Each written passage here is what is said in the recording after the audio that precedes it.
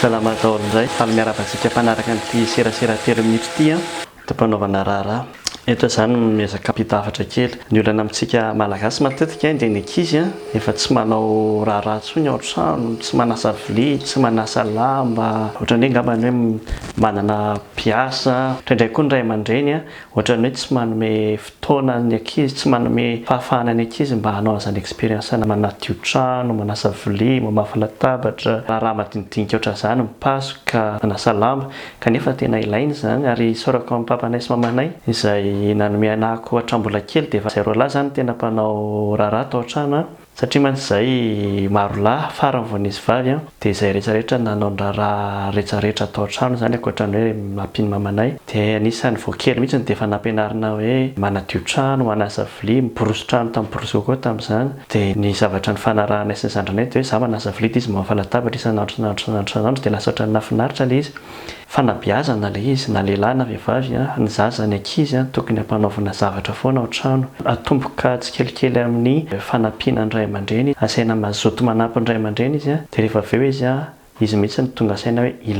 ilaina zany izy eo amin'ny fiainana ary tsy amin'iny mahankizy sy mahatanora azy iny ihany zany tena ilaina fa rehefa lehibe lasa tompona andraikitra zany izy eo amin'ny fiainana ataony eo amin'ny fiainana misy anazy indrindra moa raha vehivavy zany hafahafa mihitsy ndraindray indrindra hoe aty Italia raha ohatra ka hoe vehivavy tsy mikarakara trano zany ianao ohatra ny hafahafa zany satria ny aty moa tsy mbola betsaka manao an'izany hoe ny vehivavy tokony mahavita mikarakara tsara tokantrano fa tsy voatery hoe izay ihany akory fa fanabeazana ho an'ny rehetra ilay izy na ho an'ny lehilahy na ho an'ny vehivavy dia ny zavatra tsotra indrindra hitako izany araka ny teneniko teo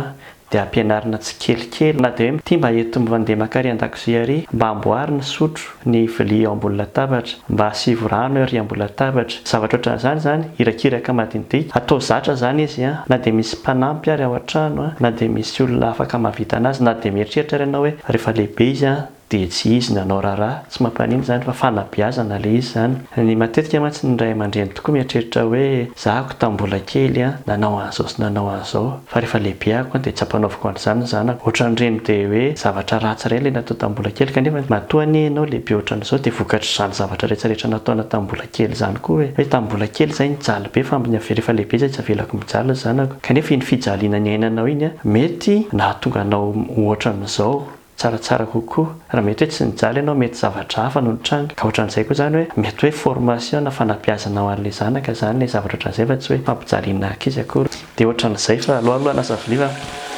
dia zany ny resaka androany dia misaotra anareo mbola manaraka an'ity serasera telo minitra ity